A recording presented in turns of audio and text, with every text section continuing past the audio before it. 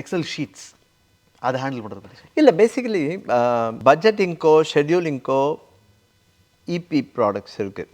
Entertainment products company பேர் EB இல்லையா, movie மேஜிக்னு இருந்ததில்ல. ஆனால் எல்லாராலையும் அது வாங்க முடியாது, விலை ரொம்ப அதிகம். அண்டு சிங்கிள் யூஸர் தான் அது. ப்ரொடியூசர் வச்சுருக்காரு அப்படின்னா மொத்த டீமுக்கும் அது எப்படி பண்ண முடியும்னு தெரில. 40,000-50,000 ரூபாய் பர் யூஸர்னு நினைக்கிறேன். I'm not too sure.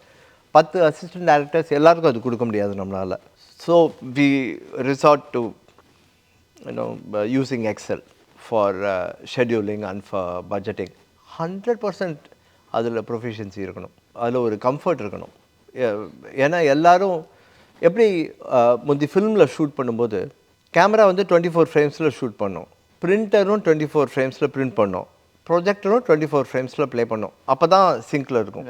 அதுபோல் ஒரு படத்துடைய பிளானிங்கும் பட்ஜெட்டிங்கும் ஒரே ஃபார்மேட்டில் ப்ரீ ப்ரொடக்ஷன்லேயும் இருக்கணும், எக்ஸிக்யூட் பண்ணுற டீம்கிட்டையும் இருக்கணும், அது எடிட்டிங் டீம் போகிற வரைக்கும் இருக்கணும். You can't write a scene in one format and give the edit report to the edit room in a completely different format. எல்லாரும் ஒரே மெத்தடை ஃபாலோ பண்ணுறது எஃபிஷியன்சி கொடுக்கும். அதுக்காக தான் சொல்கிறேன், எக்ஸல் கற்றுக்கிறது ரொம்ப முக்கியம்.